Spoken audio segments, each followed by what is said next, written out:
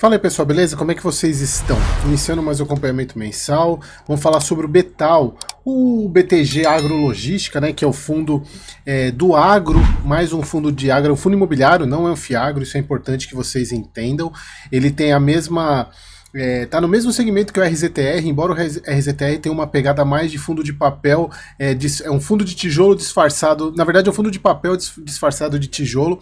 Já o Betal não, o Betal é um fundo de tijolo mesmo, com parte de logística, é muito focado em logística do agro. Mas vamos lá, mais um mês acompanhando aí, para vocês que começaram o acompanhamento dele agora, né, o fundo, ele é um fundo que passou por muitos problemas, tanto é que isso é refletido no preço da cota dele em relação ao patrimonial. Se a gente for ver no relatório agora de outubro, né, que é referente ao fechamento de outubro, o preço de mercado 71,70 e o valor patrimonial dele 112, né? Se a gente fizer umas continhas aqui, a gente está falando de um desconto, de um deságio, né, de 71,70 dividido por 112,3.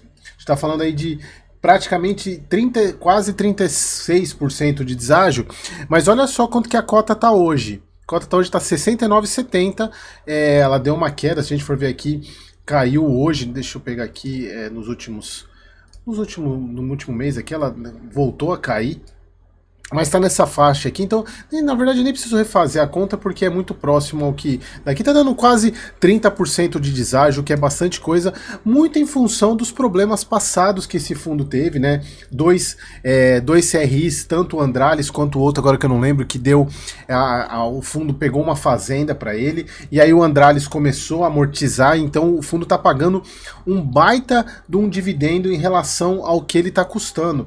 A gente pegar hoje, ó, o fundo ele tem gerado receita de 97, receita total, né, e uma receita líquida 87 centavos e pagando 84 centavos, ou seja, mais um mês aí gerando reserva para manter. E aqui a gente vê diretamente quando que ele começou a pagar o dividendo maior, exatamente por causa da questão do CR Andralis. Obviamente, pessoal, eu não vou explicar isso de novo para vocês, é só vocês pegarem vídeos anteriores aí na playlist, porque eu vou, em tese, na verdade que eu explico isso para vocês, o que aconteceu, toda essa questão. São dois problemas que ele tinha, ele está recebendo amortização agora e o outro ele pegou a fazenda para ele, e é uma fazenda que ele pode negociar a venda futuramente até para poder recuperar o que ele investiu. Mas assim, se vocês pegarem os vídeos anteriores aí, tem explicando no detalhe como que isso funcionou. Então olha só, em outubro o fundo encerrou com 18 milhões de caixa, mantendo 100% da sua carteira adimplente. A gestão avalia estratégias táticas para otimizar o retorno de capital disponível, enquanto os recursos para viabilizar uma nova operação robusta e com governança ainda não estão disponíveis. Aqui é importante, pessoal, porque é o seguinte, o fundo, já há uns 2 meses, ele vem falando sobre um pipeline, né, de investimento, mas ele não cita o que é. Provavelmente tem a ver com isso, né? Então é importante que ele vai dar um passo além. Emissão, obviamente, não é, porque está muito abaixo do patrimonial, mas a ideia é usar esse valor de caixa aqui. E esse CR Andralis provavelmente vai ficar até o final desse ano, de 2025, na verdade, gerando praticamente 30 centavos aí a mais por mês de rendimento. Inclusive, com a questão, eles colocam aqui, incluindo o saldo em caixa da SPS Santo Antônio, que é a fazenda que ele recebeu de garantia, né, da execução do CRI, então ele está com 54 centavos de reserva, praticamente, se a gente for ver, quase metade, um pouco mais da metade do que ele tem pago todos os meses, então ele está muito tranquilo para manter isso. Eles colocam aqui, a gestão segue confiante na estabilidade atual do patamar de dividendos distribuídos nos últimos meses, com projeção de continuidade para os períodos subsequentes. Então, se a gente for pegar aqui na parte de receita do fundo, a gente vê o quanto que o Andralis está contribuindo, 32. Mas aí o que eu quero trazer para vocês é o seguinte, hoje a receita imobiliária do fundo, tirando esse rendimento que vai acabar, mas demora para acabar, mas ainda vamos fazer as contas aqui. Se a gente pegar hoje com 61 centavos, ponto 61 vezes 12, dividido pelo preço da cota de hoje, 69,70. Opa. 69. Isso eu não estou considerando Andrales, tá? 69,70. A gente está falando de um yield de 10,5%, o que é muito alto. Então, só para vocês verem como que a precificação desses fundos, e aqui eu coloco na mesma categoria, pessoal, o Betal e o Pátria Logística, o PATL. O PATL, pessoal, é um fundo que eu analiso para os membros da comunidade, é exclusivo para eles. Se você tiver interesse, porque no vídeo eu falo muito sobre preço, sobre valores, e obviamente publicamente eu não posso fazer isso. Embora tenha, sou analista CNPI, mas não é justo, inclusive, com quem é membro da comunidade. Se você quer se tornar membro da comunidade, o link está aqui embaixo na descrição deste vídeo.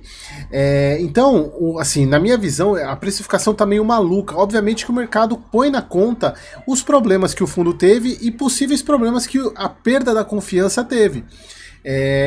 No Pátria Logística é outro assunto, né? Tem uma questão de saída de inquilino, mas aqui a gente está falando de um fundo que, em tese, acabando essa receita do CRI, ele estaria gerando um dividendo mesmo sem a saída no preço de hoje, tá? Então isso é um ponto que vocês têm que levar em consideração. E aí, pessoal, a questão é a seguinte, a gente já está falando de basicamente, cadê aqui? Deixa eu voltar naquele gráfico. 1, 2, 3, 4, 5, 6, 7 meses com o fundo pagando 84 centavos. A gente pode até considerar que ele entrou em velocidade de cruzeiro. Embora esse cruzeiro uma hora vai ter a descida, que é a hora de pouso, né, que é a hora que acabar o Andrales, mas demora um pouco ainda. A gente está falando aí de basicamente mais um ano e pouquinho. A grande questão é a seguinte, então, nesse ponto, tá tranquilo. O fundo continua adimplente, sem problema nenhum. Agora a gente começa a dar olhar para outras questões que já existiam antes desses problemas.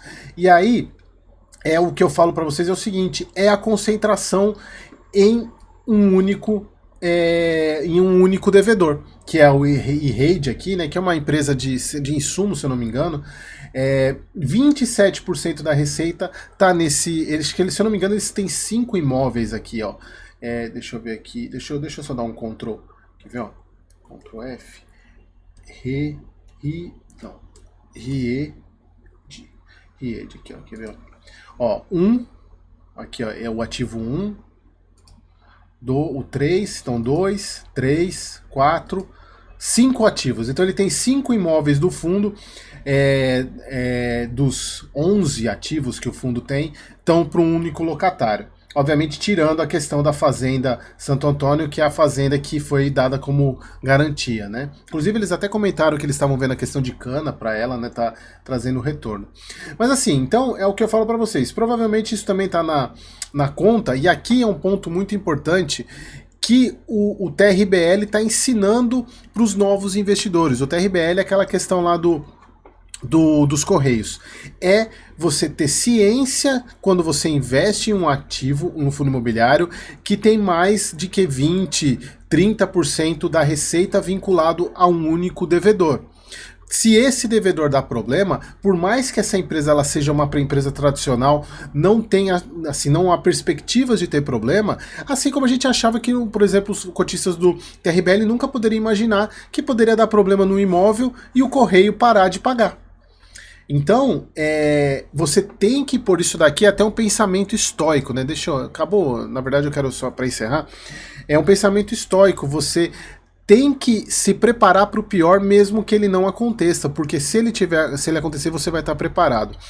E quando eu falo preparado, não é questão de deixar de investir, mas você precisa ter isso em mente e colocar margem de segurança para que isso ocorra.